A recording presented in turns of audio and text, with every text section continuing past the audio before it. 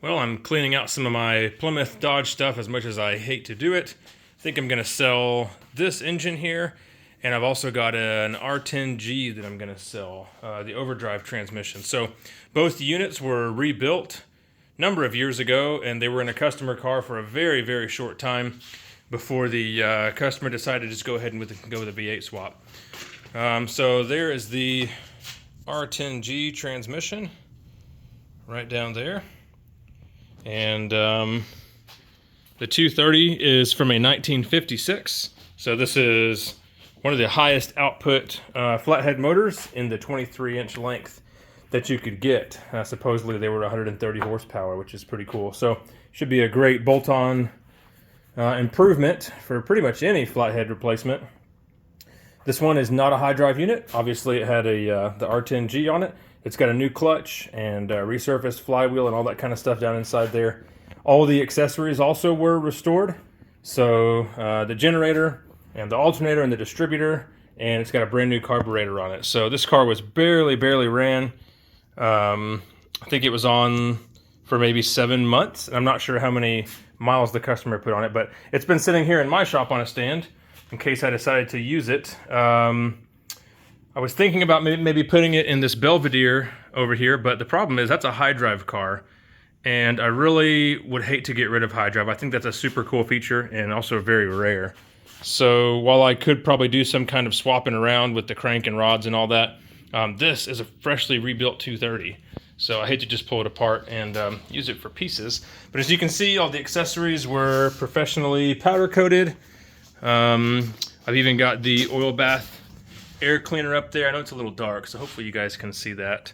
But yeah, I'm just going through all my Plymouth stuff and trying to see what I can part with. I've also got this 218 block. This is a 1949 218.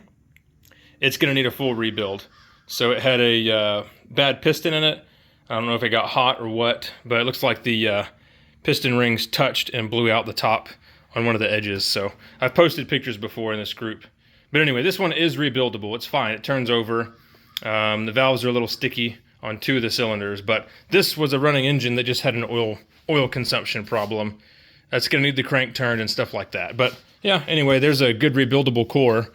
So I don't know if I'm going to post this stuff on eBay. I really hate posting stuff on eBay because of their fees.